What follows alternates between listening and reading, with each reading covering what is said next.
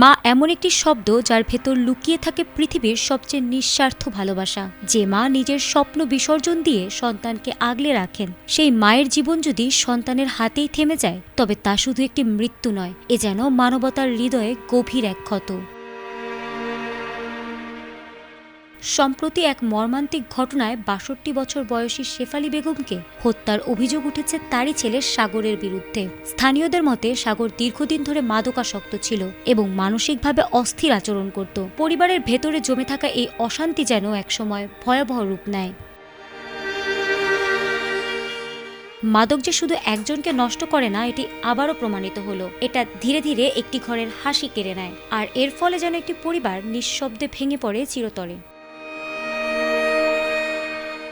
শেফালী বেগম নিয়মিত খাবার খেতে যান প্রতিবেশীর বাড়িতে, কিন্তু ঘটনার দিন ঘটে ব্যতিক্রম এক ঘটনা।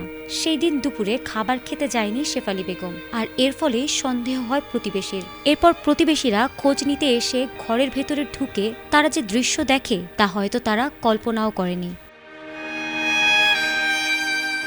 ঘরের ভেতরে ঢুকে তারা আতঙ্কিত হয়ে পড়েন সাগরকে ধারালো দা হাতে দাঁড়িয়ে থাকতে দেখে। তারা চিৎকার শুরু করলে সাগর পালিয়ে যায়। পরে ঘরের ভেতর খাটের ওপর শেফালী বেগমের নিথর দেহ পড়ে থাকতে দেখা যায়। মুহূর্তেই এলাকায় নেমে আসে শোকের ছায়া।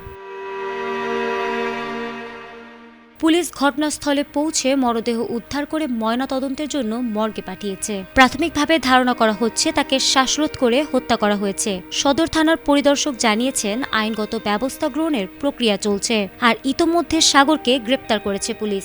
মাদকের অভিশাপ যে একটি পরিবারকে ধ্বংস করে দিতে পারে, ঝালকাঠির সদর উপজেলার বৈদারাপুর গ্রামের এই মর্মান্তিক ঘটনা তারই জ্বলন্ত প্রমাণ।